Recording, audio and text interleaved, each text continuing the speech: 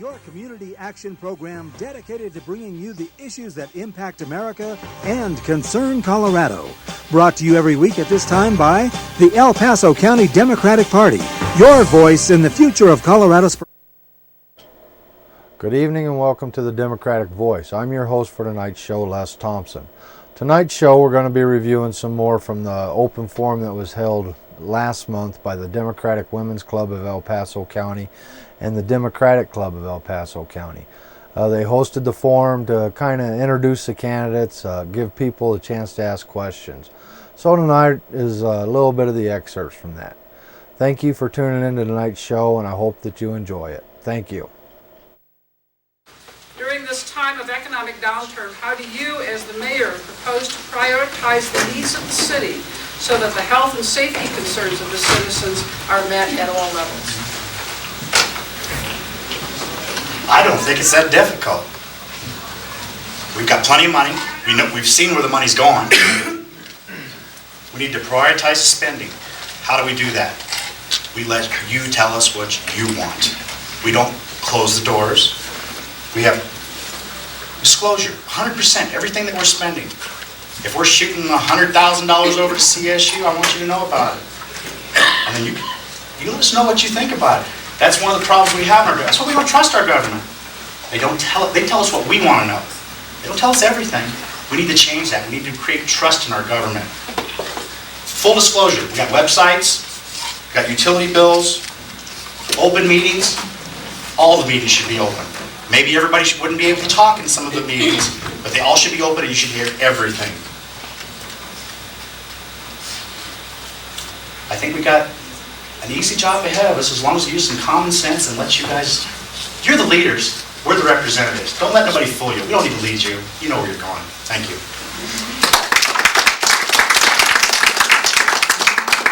Well, I'm not sure why the allusion to a closed process. It's a very open process. Council goes through public hearings, much to our brain damage, in hearing every excruciating detail about any budget line item that we want. And it's very open to the public. Is the public invited into staff meetings as they craft the budget that they present to council in the summer of each year? No, it's not necessary. But everything that is produced is absolutely there, and the document's this thick, and it's all there. And everything you need to know and more than you want to know is there. There's nothing closed or hidden about it. Not only that, there's a document called a CAFR. I always forget what the acronym is, but basically it's an accounting document at the end of the year that accounts for every penny spent in the previous year. It is all there, and if you don't think it's used and abused, just talk to Doug Bruce. He loves it.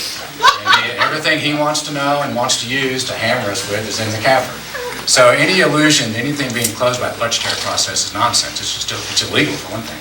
So having said that, the priorities are really straightforward, particularly in tight budgetary times. The priority is going to be on public safety, and the public safety priorities will vary a little bit with time between issues of disaster preparedness and response times, and will reflect a little bit as the scene changes from year to year. Transportation is going to be a huge priority. That'll be a continual crunch, both locally with resources being available and our efforts to try to get our fair share of state and federal dollars to do the transportation improvements that are very much needed at the local level on our larger corridors, even on notably our east-west corridors and the north-south ones, the main ones, Powers and I-25. A piece of it on the municipal side is also continuing to do what work, and in the scheme of things, it's not that much money, but to get the comp plan implemented, because that's going to be our growth management document as the economy does turn, so that we have efficient extension of municipal services and utilities as we move forward. The last thing on the utility side, which is not part of the municipal budget, but certainly the utilities, the focus is going to be on water resource management, and that's where the money is going to be focused in addition to issues of some power generation. So thank you.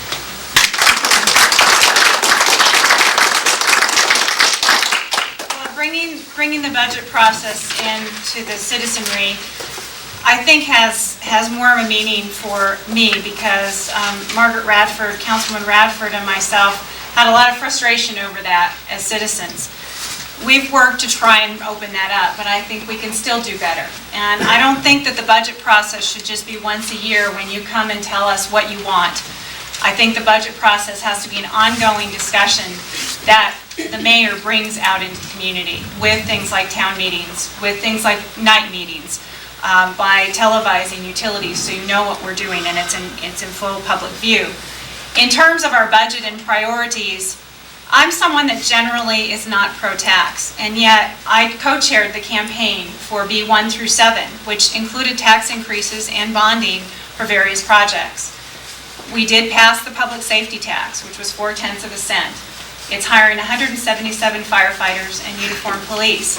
It's putting more people on the streets for us, whether they be emergency service workers or police officers, to keep crime down. And I believe that if it's right, you fight for it. I also think that in terms of the priorities, we know what they are, the basics, which are, public works and transportation and public safety. If we didn't have the public safety tax today, we wouldn't have $20 million to spend on those public safety projects. And we would have to be cutting other departments in order to make up that difference. So what I will do is bring you into the process on a more frequent basis so that you can take part in that. And I am not afraid to stand up and ask for a tax increase or ask for bonding and put that to the voters and let you decide.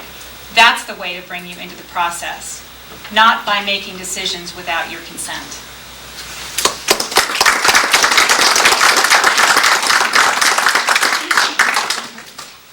To me, like any government employees, like city employees, they all make more salaries than any of us out in the public. Like small businesses, they shouldn't make any more. That's why I suggest having these people do a low bid qualified entry for any job that they're qualified for. And it's not just like the Memorial Hospital director. He's the state's highest paid employee, over $300,000 a year plus bonus. I would even try to do that job. But then with these salaries, with the money going down, then like the night meeting you have tonight, you just give me a call and you set the night and I'll be at your night meeting. I'm gonna have them all over town. Every time somebody calls, I'm gonna eliminate the daytime meetings and be coming. You're gonna be the boss, tell me what to do, and we're gonna go from there. Thank you.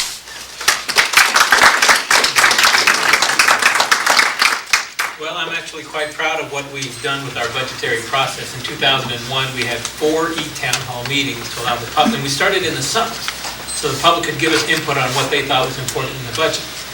A couple of those were successful, and a couple of those were not.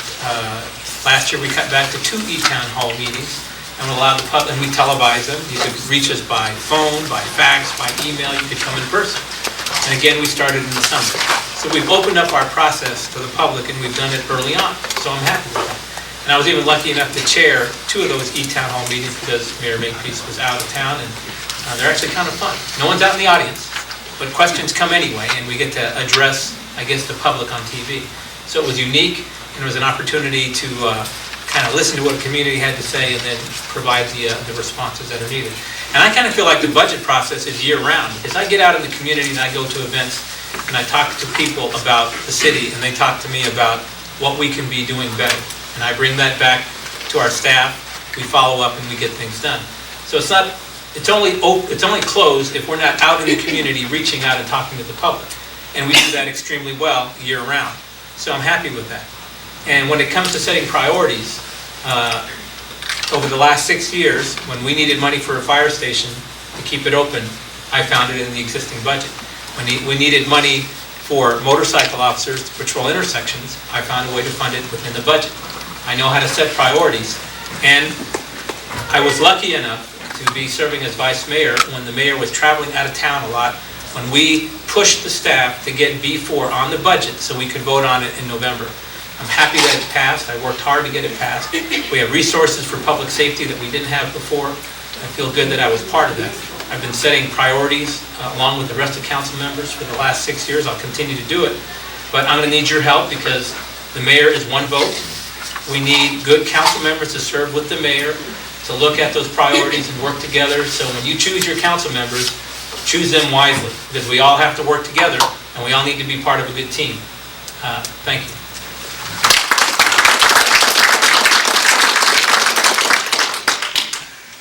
Well, I thought thought I'd check the question to see if I read it wrong. Here's what I'll do in tough times. I won't pick concrete over people. Some of my colleagues want to run 20-year bonds that'll cost us $65 million instead of 30, because that's more important than senior meals, keeping community centers open that were discussed to be cut, eliminating transit, wrong choices. I think we need to use other techniques. Let's work long-term and short-term solutions to the budget, like really enhancing our 100 Teens programs and youth asset programs, so that with this rising crime rate, maybe we won't have those youth out there between 3 and 5. And let's get to schools to let them go a little later so parents are home when they come and we don't have high crime rates because of it. Let's continue to do that. It doesn't cost anything but time changes. You do know 81% of our budget starting this year was taken up in public safety, public works, and parks. Only 19% was left of the budget to do anything else. So I think the priorities have been pretty good to now in terms of public safety. And street lights. We did a survey. The most feared thing by elders and youth is darkness. We were 600 requests behind. We moved it into utilities because it'll get done and we'll light our dark streets, and they're safer too. We ought to try to maintain our infrastructure in our parks in tough times so that it doesn't die off after the big investment, because we use that. People who don't earn a lot of money can use that too.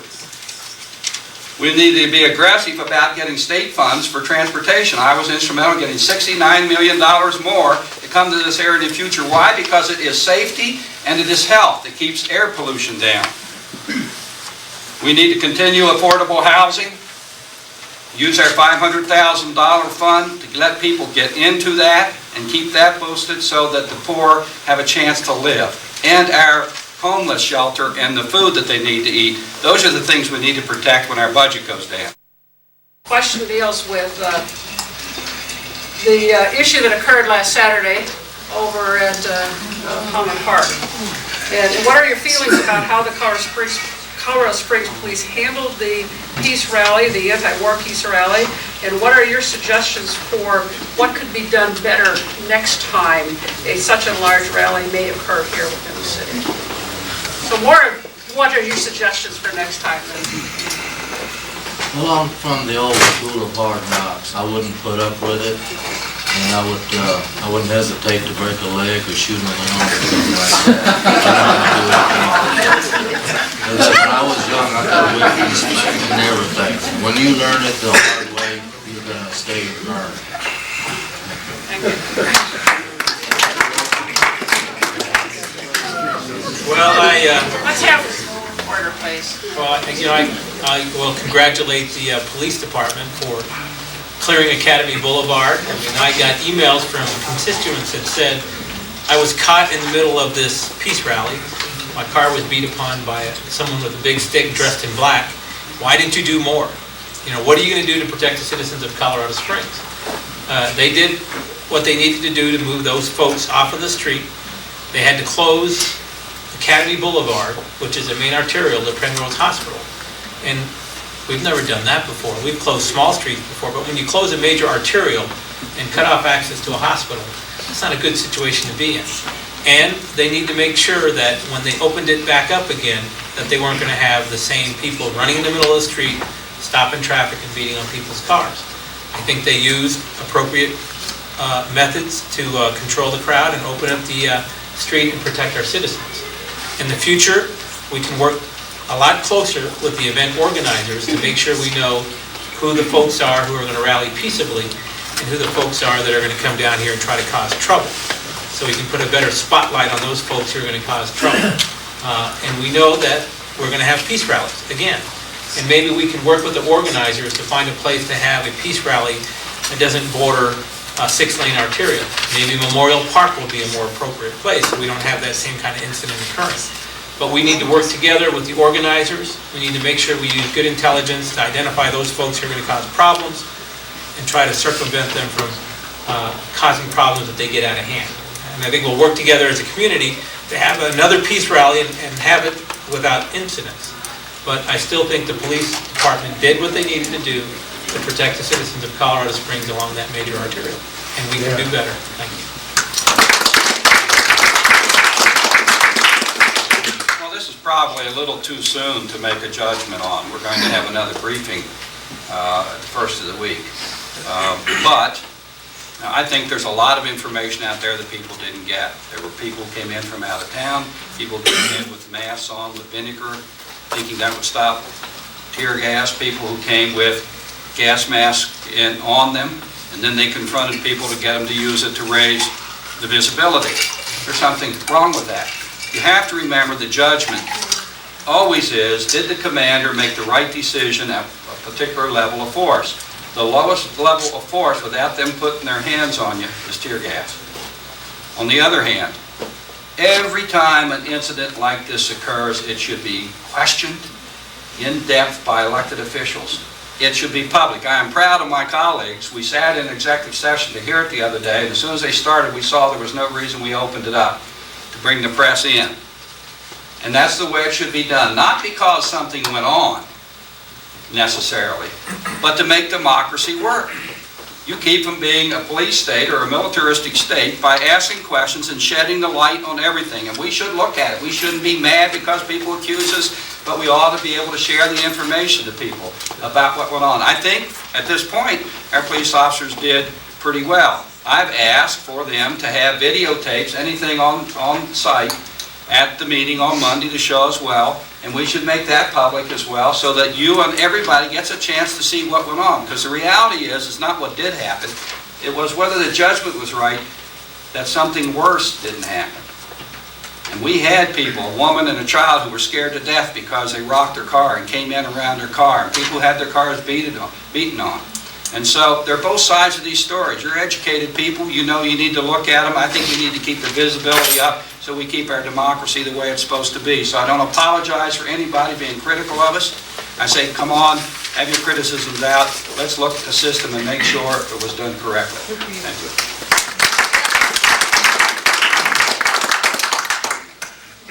I think the only criticism should be to the person or the staff member that gave the permit right alongside of Academy Boulevard. The other cities, they put the police department in a very bad position. The police department did a great job. Nobody was hurt. They didn't shoot anybody, didn't break no legs. The police department is a fine group of individuals that will protect us when they need to. But on the other hand, we need the entire city to work together. And when you pull out a permit, for instance, let's take and put a big insurance policy on a permit, make them pay a lot of money. That way, if anything goes wrong, we'll take their cash. We'll give them some type of accountability. That way they're accountable. If they want to put together a peace rally, let's have a peace rally. Let's not go in the middle of Academy Boulevard and beat on cars and scare people. Let's not have a permit in the middle of Academy Boulevard. Maybe police officers need to be around the situation and be ready for it before it happens. Our police department is a fine group of men and women, and they did a fantastic job. I think we just need to work together with all the different departments and not put our police officers in that position.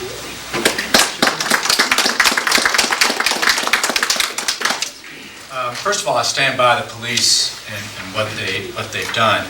And it's important just to keep a couple things in context. One, police officers are peace officers as well. They're also, our police department takes very seriously their responsibility to protect our civil liberties and our right of assembly, and that came out yesterday in our briefing. But there is a fine line between protecting civil liberties and the right to assemble and being aggressive and trying to be preemptive before things escalate. So there is a fine line to be drawn. The other thing to keep in mind is police officers are our neighbors. They live here. They're not the National Guard. They're not aliens that dropped out of the sky. And these are our neighbors. These are people, our kids go to school with our kids. We shop with them. They live next door to you. They live in your neighborhood. They are very much a part of the community, and they are proud that they are part of the fabric of this community, and they're us. And they did the best they can. And in medicine, whenever things don't turn out exactly as you have them planned, whether it's an operation, whether it's a therapeutic course, not in the interest of assigning blame or pointing fingers, you have a peer review or you have an incident report, but basically you review a sequence of events and you check decision-making along the way with the intent of looking to see if there is any point in time that a different decision could have been made, might have been made, to maybe change the course of events and have a different outcome. The intent, again, is not to point blame, not to point a finger, not to shoulder blame. It's simply an opportunity to learn how possibly to do things differently the next time. And that's the opportunity here. And the opportunity is indeed for the police to, in fact, enhance their partnership with the Peace and Justice Commission so that they can continue to have their demonstrations and do it in a manner that is conducted in the interest of the way the Peace and Justice Commission wanted to have happen. They did not want this. This is contrary to their intent. It is in their best interest to partner with the cops, as it is with the cops to partner with them, to be able to share intelligence, be able to identify people, be preemptive, so folks that do want to demonstrate can have it conducted in the manner that they are intended to have it conducted, not have it disrupted for what they want as well.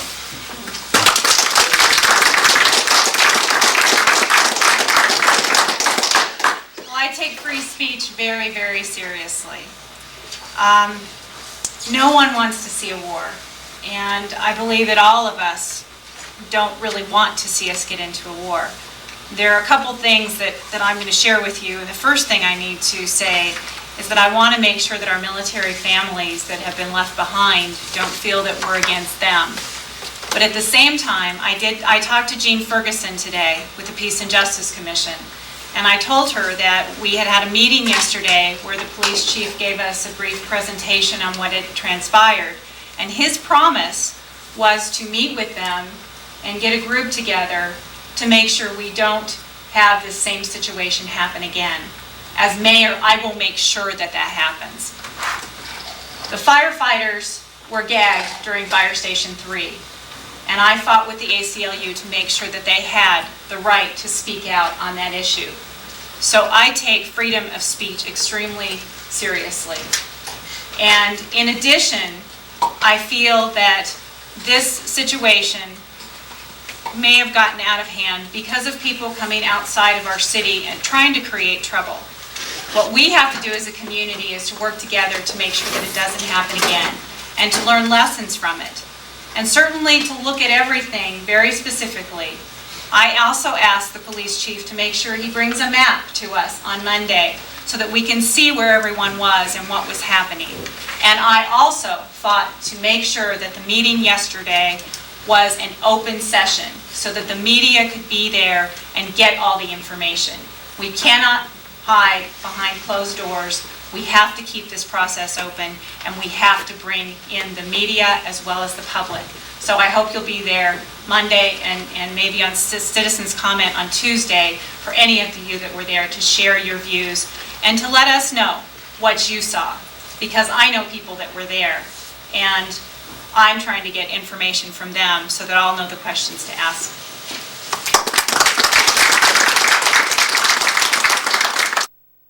Young Democrats when I was in the 10th grade. I was president of the state Young Democrats when I was in the 11th grade. I've been treasurer of the state party. I've been vice chair of the state party. I've been Democratic National Committee man. So I've served the party in a variety of different roles, and I'm really excited about taking this on. I will tell you that one of the things that some people say as a result of McCain-Feingold passing at the federal level and Amendment 27 passing at the state level, some people say that the party doesn't matter anymore. The state party doesn't matter, the county parties don't matter. Well, I'm here to tell you that that's simply not true. Those laws are going to force us to be creative, to restructure the way we do business, to change the way we raise money. The party will look different in the future than it's looked in the past, but we are going to find ways to be a very effective party in this state. If there's any party that can adapt, it's the Democratic Party, and I have no doubt that we're going to be strong as we move forward. Tim Knauss is not running for re-election for state party chair, and at this point I'm the only person in the race. And just so that you all know, I have the support of Attorney General Salazar, Congressman Udall, Congresswoman DeGette, Mayor Wellington Webb, Tom Strickland, Raleigh Heath, Mike Feely, the leadership of both the Senate Democrats and the House Democrats. And what I'm trying to do is to bring the party together. Because if I can leave you with one message before you start your deliberations today, it's that as I talk to county chairs and Democratic activists all over the state, One thing I hear over and over and over again is that people are sick of the fighting within our party. People are tired of it and they want to see something different. And there's so much blame to go around between county parties and the state party and the coordinated campaign and the initiatives and the young Democrats and the old Democrats, and it's crazy. It's absolutely crazy. The one thing that we know for a fact is that we only have 30% of the registered voters in the state of Colorado. Only 30% of registered voters choose to identify as Democrats. Well, that means that if we fight, if we're divided, if we don't get along, we're never going to win an election. And so the thing that I'm trying to do, and working very hard trying to do, is to lower the level of tension, bring people together, to ensure that we can accomplish some big goals in the year 2004. We clearly need to pick up one more seat in the state Senate and regain control of the state Senate. That's a huge priority for our party. But the other thing I will tell you is that don't believe it when people tell you that Ben Nighthorse Campbell is a lock for re-election. He's not. He doesn't deserve to be. This man left his true party that he first believed in, the party that we helped get him elected to all the offices that he served in. And let me tell you what, this guy's out of touch with the state of Colorado. He doesn't come here, he doesn't visit here, he doesn't campaign, he doesn't talk to real people anymore. Don't let anybody fool you and tell you that Ben Nighthorse Campbell can't be beat. We've got a great candidate already in Mike Miles who's running and doing a great job. Other people are looking at that race as well. We are going to be very competitive in that race, and I think when the state really discovers how Ben Nighthorse Campbell votes and what he believes, that they're going to decide that they're ready for a change. I ask for your vote on March 15th. I think there's lots that we can accomplish if we work together. Thank you.